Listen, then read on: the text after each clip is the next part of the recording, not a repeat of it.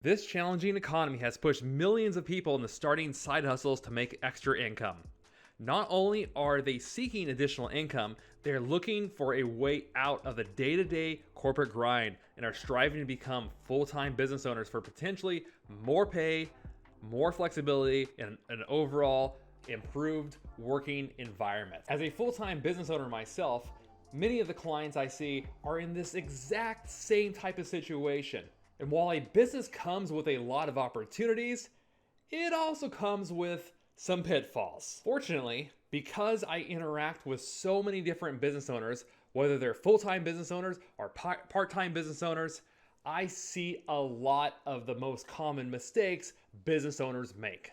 That's why in this short video, I want to share with you from a CPA's perspective. Now, I've been doing public accounting for about 15 years now and have worked with hundreds of business owners, thousands of clients over the course of my career. But I want to share with you what I have found to be the most common, but probably the most significant or one of the most significant mistakes that I see new business owners are making from a CPA's perspective. Let's go. Before we dive in, if you can do me a quick favor, like the video if you like it, dislike it if you dislike it, leave a comment below, and subscribe for more content on taxes, accounting, mastering business ownership, money, and more. Okay, let's go through this. Mike, wait. Before you ramble on, let me guess what it is. Let me try to guess. Oh, hey, Chipper, where'd you come from? I haven't seen you in a while, but I'm glad you're back. All right, give it a shot. What do you think it is? I think it's failing to file their taxes. No. Is it selling their products at the wrong price? That's a good one, but no. Oh, I know. I bet it's something like they're taking too much money out of the business too soon, or they don't have a business plan. No again.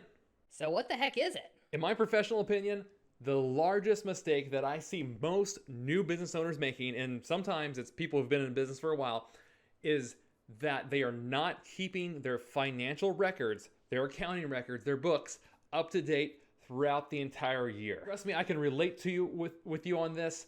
If you've ever started a business, or you're thinking of starting a business, or you're currently trying to run a business, or no matter where you're at in that journey, I get it. It's so hard to do everything. When I first started my company, I thought, hey, this is going to be great. I'm going to have more flexibility, more time, more control of my schedule. But you also have to wear 10 different hats when you're trying to run your own company. And when we're so excited, or we're going after, trying to get new leads, new clients, sales, do whatever we're trying to do to bring in revenue so we can pay the bills, we often will stop looking at where we're at because we're so eager to try to, tackle this one thing. And so it's kind of like driving a car. Imagine that we're going on a trip and we know kind of where we want to go, but it's somewhere we've never been before. And so just imagine that, you and I were driving down the road together and maybe we've been driving for like 4 hours straight. And imagine if we've been driving for 4 hours to a place we've never been. Imagine if after 4 hours I said, oh, I probably should take a look at the map to see where we're at. That's kind of what it's like to wait to do your books several months after a month has closed. Because you might think you're doing okay, but you might actually find that we're end up in a completely different spot than what we expected, and that we might be way off course at that point by the time we actually stop and look. By not having a monthly set of financials for our company to see how we're doing throughout the year, what that's going to lead to for us is potentially we could be burning through our cash reserves without realizing it. We could be way over budget on many different expenditures and not see it, which will eventually lead us to eventually need to, go into debt. If we're having a lot of success, we might have a major tax problem. So there's that. If we're trying to do any sort of planning, we can't do it because the numbers aren't there. It inhibits us from strategizing. It puts us in a dangerous situation with our taxes, which really affects a lot of business owners. And it really gives us no indication of our cash flow. And you might be thinking, oh, Mike, that just sounds too basic. Wouldn't it be something more complex? So actually, it doesn't have to be. A lot of times, for us to have success in our own company, in our own business, is to really master the basics. If you can just master the basics, you'll be ahead of 90% of other business owners, because most business owners have not mastered the basics, which is why most businesses fail. And if we think about not having the monthly financial statement in our company and we're not keeping that up to date on a rather timely basis, what it tends to happen is it exacerbates or has a massive ripple effect in so many other areas of our business because we can't see where we're going. Imagine if we're just working through our business and we several months go by, maybe 6 months go by, and then we finally pull it together. Well, if there is a major cash flow problem, that's, we might not know about it. If we're going way over budget, we're not going to be able to see it timely to make any corrections. And speaking of corrections, if our business plan is not going as intended, we don't know if we should completely change our strategy. If you were going the wrong way, the wrong direction in your business for 6 months or for a year, and then realize if you had just taken the time to see where you were at financially, then you could have made changes and adjustments at that point in time. How much money would that save you? It would save you thousands, maybe tens of thousands of dollars if you were keep making yourself disciplined or having somebody else help you do that process. The other thing you can do, and where it gets really bad for new companies, and I'll tell you this because I've seen it happen multiple times, is that, let's say a company is having success. Well, then they might have a tax issue that they're not aware of, but they're spending all the money because they're not tracking it. They're not seeing how everything's coming together. So they think they can just take out of their company anytime. Well, then that just is going to leave them no money to pay taxes when taxes come due. And it's even worse. Those are income taxes I'm referring to. But it gets a lot worse if you actually have employees now in your business. Come to find out that, oh my gosh, I have massive amounts of payroll taxes due to keep these employees on payroll, and I can't pay it.